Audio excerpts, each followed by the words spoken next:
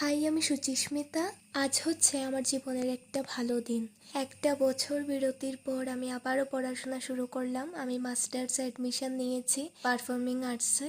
আর আজ হচ্ছে আমার প্রথম দিন। ঘুম থেকে উঠে সমস্ত কাজ শেষ করে অল্প ভাত খেয়ে বেরিয়ে পড়লাম। আমার বাড়ি থেকে যেহেতু 5 মিনিট দূরত্ব, বাস থামে, তাই ওখানে আমি চলে গেলাম। আর মাকে বললাম, গলির মুখে থেকো, তোমার মুখ দেখেই আজ প্রথম দিনটা শুরু করব। তাই বাসে সিটও পেয়ে গেলাম আর ড্রাইভার কাকুর নাম্বারটাও নিয়ে নিলাম যাতে সুবিধা হয়। আর হ্যাঁ, আজকের দিনটা কিন্তু দারুণ কেটেছে। সবার সাথে পরিচয় হলো, নতুন বন্ধুত্ব হলো। ইউনিভার্সিটিতে আমি যাওয়ার পরই একটা ছেলে আমাকে রুম খুলে দিয়ে বলল, দিদি তুমি এখানে বসো, স্যার এলেই ডিপার্টমেন্টে চলে এসো।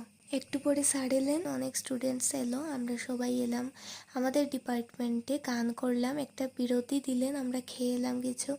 এখানে সারা দিন পুরো গান নিয়েই কাটালাম। এটা আমার স্বপ্ন, কারণ মিউজিক আমার ড্রিম, আমার অক্সিজেন। আর মিউজিক নিয়ে পড়তে পারছি, এটা আমার ভীষণ একটা ভালো সৌভাগ্য, কারণ এটাই আমি চেয়েছিলাম অনেক দিন ধরে, যেটা আরও একটা স্বপ্ন আমার পূরণ হলো। আর ডিপার্টমেন্ট যেহেতু আমার খুবই কাছে, তাই খুব তাড়াতাড়ি বেরিয়ে বাস ধরতে সুবিধা হলো। আর সুন্দর ভিউ দেখতে দেখতে আবারও বাড়ি ফিরলাম।